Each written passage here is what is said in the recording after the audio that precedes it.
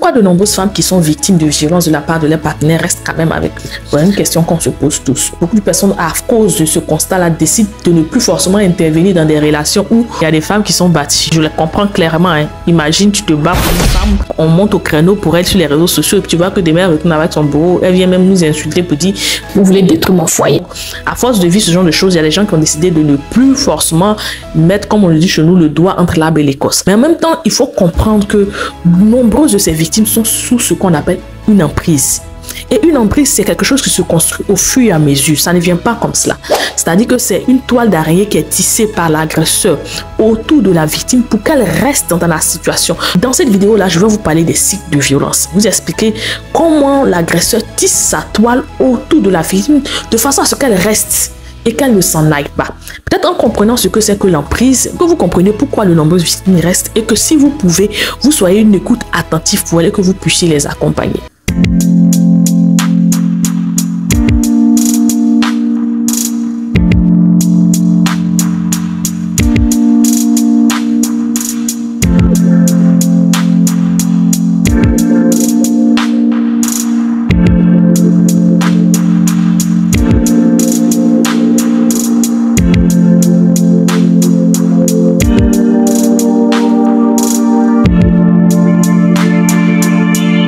Bonjour à tous, j'espère que vous allez bien. Je suis Marie-Louise Baïkoro. Je suis certifiée en accompagnement multidimensionnel des personnes ayant vécu des violences ou des événements traumatiques.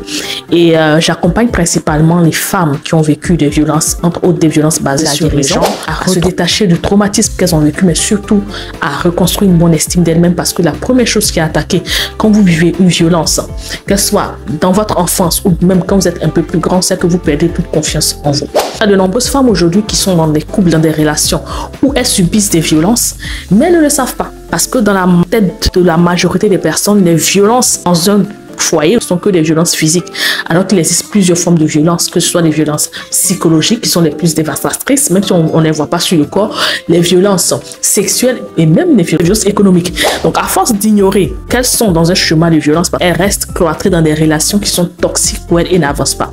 Comme je vous le disais tantôt, il y a 4 phases qu'il faut prendre en compte quand on parle de violence domestique ou violence conjugale, si vous le voulez bien. Donc la première phase, c'est ce qu'on va appeler la phase de tension.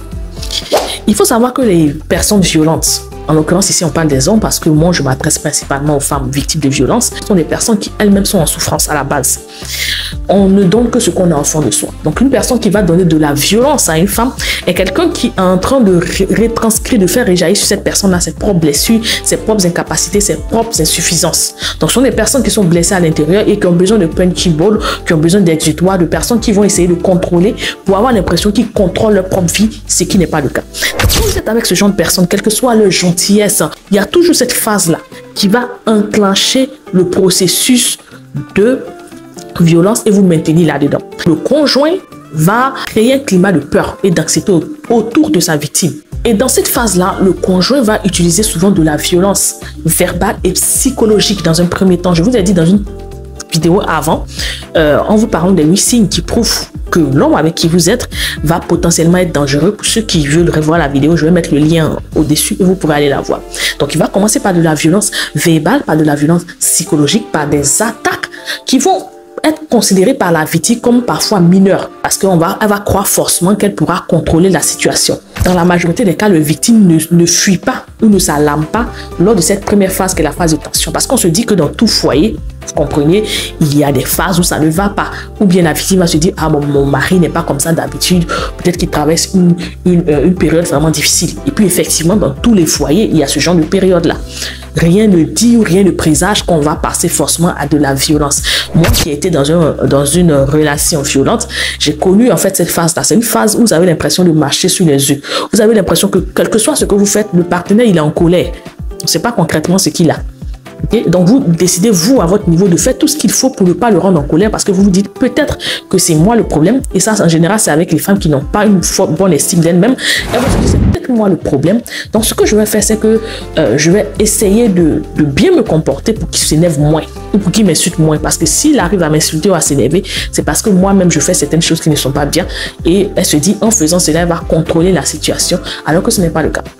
De son côté, l'agresseur est en train de mettre en place un système d'emprise. C'est un peu comme s'il était en train de tisser une toile d'araignée autour de sa victime. Ok, et il va exercer des pressions psychologiques, le contrôle, l'isolement de la victime. J'en ai parlé dans la précédente vidéo, pour que la victime se sente inquiète et que ce soit à elle de tenter d'améliorer, comme je l'ai dit tantôt, le climat, et qu'elle fasse vraiment très attention à elle-même, ses propres gestes et ses propres paroles. Donc finalement, vous n'êtes pas libre dans ce foyer-là parce que vous avez l'impression que tout doit reposer sur vos épaules. Mais comme je le disais tantôt, dans la majorité des cas, à ce niveau-là, on ne s'en va pas parce qu'on se dit, bon, dans tous les couples, il y a des hauts et des bas. Ensuite, on va passer à la phase 2. Celle-là qu'on va appeler la phase d'explosion. C'est là qu'il va réellement avoir l'agression. Okay? C'est dans cette phase-là que l'épisode de violence va prendre forme. Il va passer à l'action, il va vous taper. Et cette deuxième phase, il faut savoir qu'elle est généralement courte mais dévastatrice parce qu'elle va se traduire par l'explosion du conjoint. C'est-à-dire par une agression à proprement dite, qu'elle soit psychologique, qu'elle soit sexuelle, qu'elle soit physique ou même qu'elle soit économique de façon directe ou indirecte. Et pendant cette période-là, la victime, qui est bien sûr la femme ici, va être en état de choc.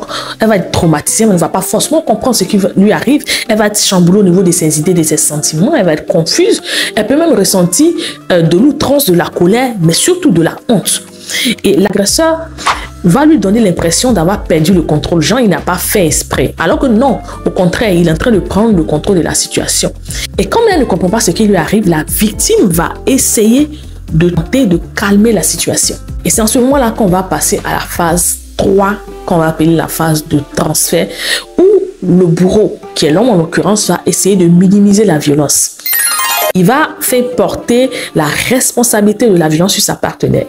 Il va lui dire, c'est à cause de toi que c'est arrivé, c'est parce que tu as fait ceci que je me suis comporté comme cela, alors que quel que soit ce qu'elle aurait fait, il se serait comporté comme il s'est comporté. Cela n'a rien à voir. En fait, ce sont des personnes qui se déresponsabilisent à chaque fois qu'ils ne prennent jamais à bras le corps leur propre responsabilité. Donc la victime va commencer elle-même à se sentir responsable, se dit, c'est peut-être ma faute, c'est peut-être parce que je l'ai poussé à bout qu'il s'est énervé, qu'il m'a tapé. Ou bien c'est parce que j'aurais dû me comporter d'une façon ou d'une autre. Il y a aussi ces victimes-là qui ont vécu dans des environnements violents et qui ont une mauvaise image de l'amour. Okay? Elles ne s'aiment pas elles-mêmes assez, donc pensent que, à tort, qu'un homme qui vous aime va parfois vous taper, vous gifler, puis voilà quoi. Alors que ce n'est pas le cas. Après cette phase-là, où la victime est dans un environnement vraiment où elle se sent insécure, où elle a honte parfois même d'aller en parler aux gens autour d'elle parce qu'elle se sent responsable et que le bourreau lui a dit que c'est de sa faute si cela est arrivé, on va passer à la phase 4 qui est la phase lune de miel. Donc la phase lune de miel, c'est un moyen qui est utilisé par l'auteur pour reconquérir sa victime et la garder sous emprise. C'est comme ça que l'emprise se crée. Okay? Donc, qu'est-ce qu'il va faire? C'est qu'il va promettre un changement. Il va parfois même venir pleurer, faire des roulades par terre, des saltos, bébé, je ne sais pas ce qui m'est arrivé, pourquoi je t'ai tapé, pourquoi j'ai été violent, je ne sais pas, tu sais, j'ai souffert dans mon enfance et tout. Et la victime va lui donner de la chance. Elle va essayer de lui apporter son aide. Tu vois, elle va se dire, mais voilà. Il fait des efforts, il est en train de changer et tout ça. C'est pas sa faute.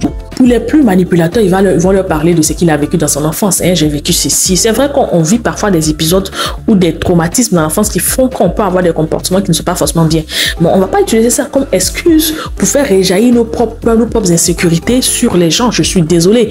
Et quant à vous, mesdames, qui voulez chaque fois être en train de sauver les hommes, il faut comprendre que ce n'est pas possible. Okay? On ne cherche pas à sauver ou on ne sauve pas une personne qui n'a pas envie d'être sauvée, ou on ne cherche pas à sauver une personne au détriment de sa propre vie. Votre vie est en danger, vous dites non, je veux le sauver. Et le gars, il vient, et quand il vient, vous êtes un peu tiraillé entre le souvenir de ce que vous avez vécu, vous venez de vivre, donc de la violence que vous venez de vivre, et du fait qu'il vous a accusé d'être la responsable, mais surtout entre le fait qu'il vous a apporté de l'argent, il vous a donné de la voiture, donc vous vous dites que vous allez maîtriser la situation, qu'il va finir par changer, et vous préférez vous focaliser sur le fait qu'il a été gentil avec vous-même, et vous restez. Et c'est comme ça que l'emprise se forme. Vous comprenez un peu?